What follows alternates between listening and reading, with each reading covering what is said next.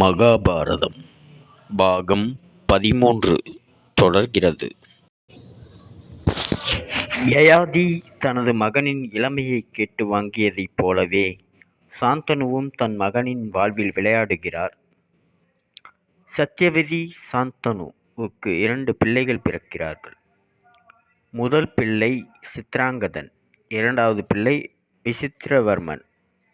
கோபக்கார இளைஞனாக வளரும் சித்ராங்கதன் ஒரு நாள் காட்டுக்குள் செல்கிறான். அங்கே ஒரு கந்தர்வனை சந்திக்கிறான். வேறெங்கிருந்தோ அபாரமான திறமைகளுடன் வந்த கந்தர்வனின் பெயரும் சித்ராங்கதன். கந்தர்வன் இந்த இளைஞனை பார்த்து, "நீ யார்?" என்று கேட்க, "நான் சித்ராங்கதன்" என்று பெருமையுடன் சொல்கிறான் இளவரசன். இளவரசன் கேட்டதும் சிரிக்கும் கந்தர்வன், "சித்ராங்கதன் என்று சொல்லிக்கொள்ள என்ன தைரியம் உனக்கு? என் பெயர்தான் சித்ராங்கதன். இந்த பெயரை வைத்துக்கொள்ள உனக்கு தகுதியில்லை. மரியாதையாக உன் பெயரை மாற்றிக்கொள்" என்றான். "என்ன துணிச்சல் உனக்கு? என் தந்தை வைத்த பெயர் இது. எனவே நான் தான் சித்ராங்கதன்.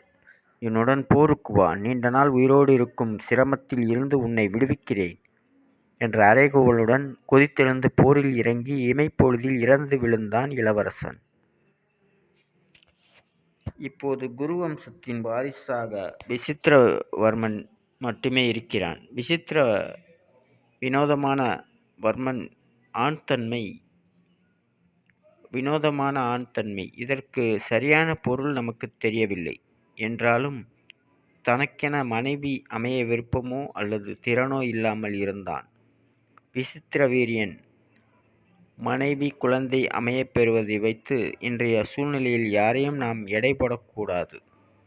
ஆனால் அப்போது இது மிக முக்கியமானதாக இருந்தது.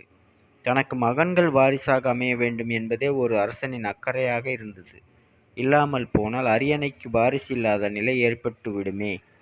தினமும் போர்களில் ஈடுபடும் சூழ்நிலையில் நீங்கள் எவ்வளவு பெரிய வீரனாக இருந்தாலும் மரணம் எப்போது வேண்டானாலும் நிகழும் என்பது தெரியாதுதானே. ஒருவேளை இறக்கும் நிலை ஏற்பட்டால் உங்களுக்கு மகன்கள் வாரிசாக இருக்கிறார்களா என்பது முக்கியமான ஒன்றாக இருந்தது. எனவேதான் எப்போதும் திருமணமும் தன் மனைவியின் மூலமாக ஆண் பிள்ளை பெற்றுக்கொள்ள வேண்டும் என்பது முக்கியமாக இருந்தது. ஒருவேளை உங்களுக்கு ஆண் வாரிசு இல்லாமல் போனால் மொத்த ராஜ்யமும் வேறு யாருக்கோ சென்றுவிடும். விசித்திரவர்மன் தனது மனைவி அமைய விருப்பமின்றி இருந்தான். பீஷ்மரும் திருமண பந்தத்தில் ஈடுபட விருப்பமின்றி இருந்தார். சித்ராங்கதனும் இறந்த பிறகு குரு வம்சமே ஸ்தம்பித்து நின்றது. இந்த சூழ்நிலையில் காசியின் மன்னர் தனது 3 மகள்களின் சுயம்பரத்தை அறிவித்தார். ஆனால் குரு வம்சத்தினருக்கு அழைப்பு வரவில்லை.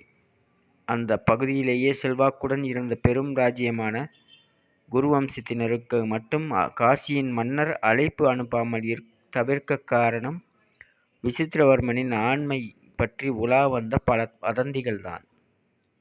அவரது மகள்கள் விசித்திரவர்மனை மணமுடிப்பதை அவர் விரும்பவில்லை.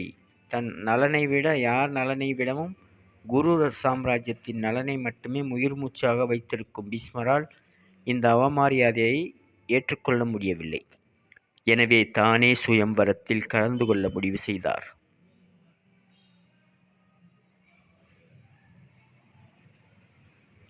சுயம்வரம் என்றால் ஒரு இளம்பெண் தன் வாழ்க்கையை தானே முடிவு செய்து கொள்ள அனுமதிப்பது என்பதாகும்.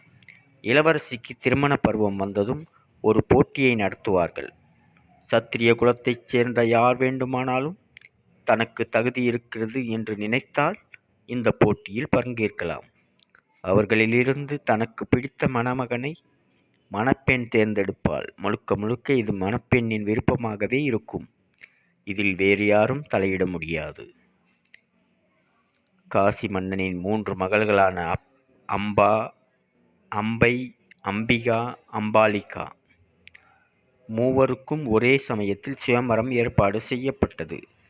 தொடர்ச்சியை அடுத்த காணொளியில் காண்போம். நன்றி, வணக்கம்.